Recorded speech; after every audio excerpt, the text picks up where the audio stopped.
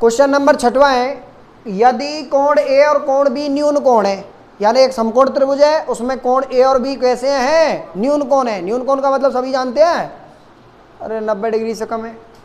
तो जहां cos A बराबर, कंडीशन दे रखी है उसने कि कॉस ए और कॉस बी क्या है, बराबर हैं, तो दिखाइए कि कोण ए बराबर कोण बी होगा।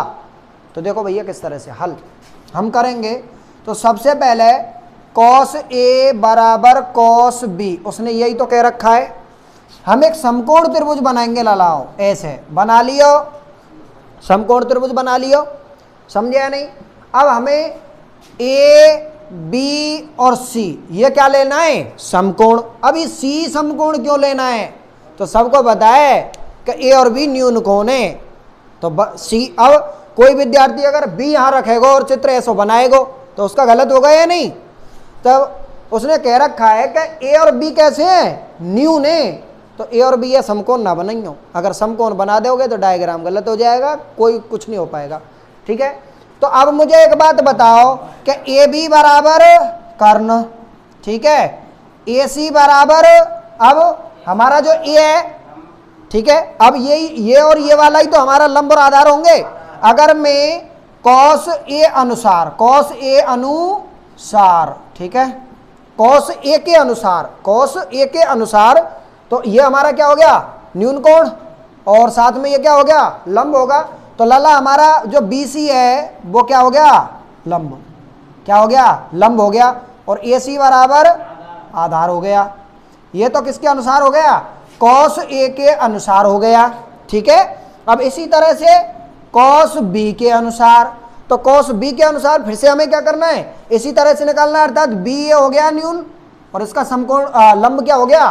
तो देखो भैया सबसे पहले कर्ण, कर्ण बराबर ए बी, और भैया क्या हो गया, लंब, हाँ जी, लंब बराबर ए सी, लंब बराबर ए सी, और आधार बराबर, हाँ जी, आधार बराबर कितना हो गया, सी पी। ये चीज समझ गया नहीं।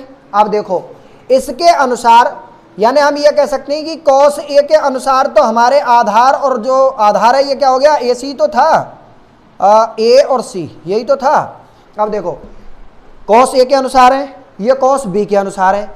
हम यहाँ पर कॉस ए बराबर कॉस बी, तो कॉस ए का मतलब क्या है, आधार बटे कर्ण, आधार बटे कर्ण बराबर आधार बटे कर्ण। ये चीज सबके समझ में आ गई।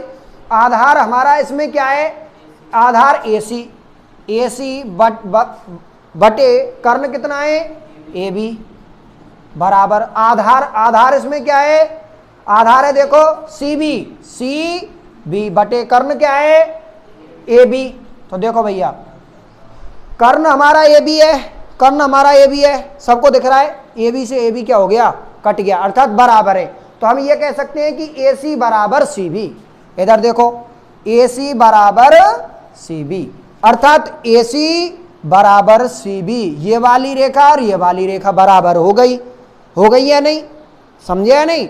अब ये वाली रेखा और ये वाली रेखा जब बराबर हो गई तो इन दोनों के सम्मुख कोण, इसका सम्मुख कोण ये और इसका सम्मुख कोण ये होगा या नहीं। हम जानते हैं कि समकोण त्रिभुज में अगर समकोण त्रिभुज समद्विबाहु त्रिभुज है, समद्विबाहु त्रिभुज है, इसका मतलब दो भुजाएं समान हैं, तो उसके सामने उनके सम्मुख कोण कैसे होते हैं, बराबर होते हैं। तो AC बराबर CB, समझे या नहीं। तो ऐसी स्थिति में समद्विबाहु त्रिभुज में समान भुजाओं के सम्मुख कोण बराबर होते हैं। तो कोण A और कोण B सम्मुख कोण हुए हैं नहीं इन रेखाओं के, तो लिखना है वही। तो क्या लिखेंगे, देखो AC का सम्मुख कोण, हाँ जी, AC का सम्मुख कोण B और CB का सम्मुख कोण, लाला CB का सम्मुख कोण क्या हो गया, कोण A है ना। और ये समद्विबाहु त्रिभुज के हैं, समद्विबाहु का मतलब समान भुजाओं के सामने के सम्मुख कोण बराबर होते हैं। तो यहां लिख देना आप समान भुजाओं के सम्मुख कोण बराबर होते हैं कोण ए बराबर कोण बी, और यही तो हमें निकालना है, कोण ए बराबर कोण बी। इस तरह से हमारा जो प्रश्न है वो कंप्लीट होता है। दोबारा से बता देता हूँ, एक समकोण त्रिभुज सी ले लेना है इसमें, समकोण त्रिभुज में, और ए और बी जो हम जब इनमें अनुपात रखेंगे तो क्या हो जाएगा, ए सी बराबर बी सी, अर्थात ये भुजा और ये भुजा दोनों बराबर आ जाएंगी। और समान भुजाओं के सम्मुख कोण, जो भुजाएं होती हैं समान भुजाओं के सम्मुख कोण बराबर होते हैं।